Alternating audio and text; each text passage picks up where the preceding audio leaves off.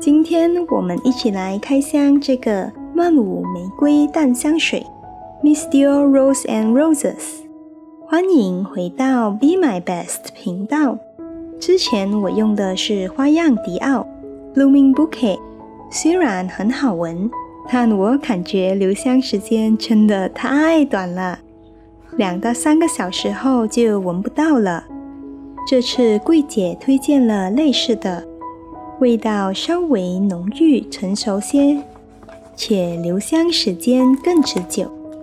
好开心这次收到这么多小样，1罐粉底液，第2罐粉底液，洗面奶，精装香水，精华，口红和同款玫瑰精装香水，太划算了吧！这才是我购买的曼舞玫瑰淡香水，30毫升的小包装没货了，这次购买了50毫升的，性价比更高。我们现在一起打开吧。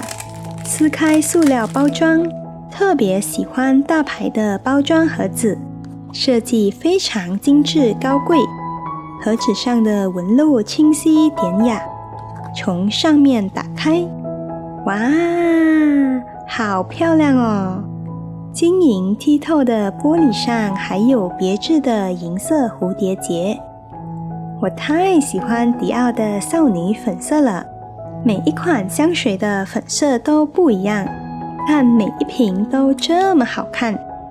这款香水是一种可以每天使用的香水，如同清新绚丽的玫瑰花海。喷一点在手腕上，然后轻轻印在双耳后侧，记得要以按压的方式，千万不要用力揉搓。出乎了我的预料。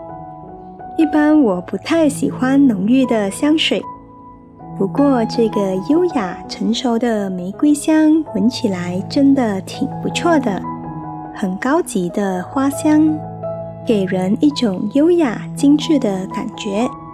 前调是天竺葵、香柠檬和意大利橘子，闻起来非常清新浪漫。中调是格拉斯玫瑰和大马士革玫瑰，感觉仿佛置身于玫瑰花园中。尾调是白麝香，全身散发着淡雅的花香，令人难以抗拒。这款香水展现了现代女性的独特魅力，充满了女性的柔美与优雅。闻一闻，心情真的会变好。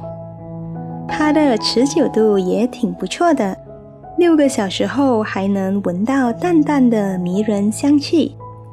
今天的开箱就到这里，喜欢我的视频记得点赞订阅，拜拜。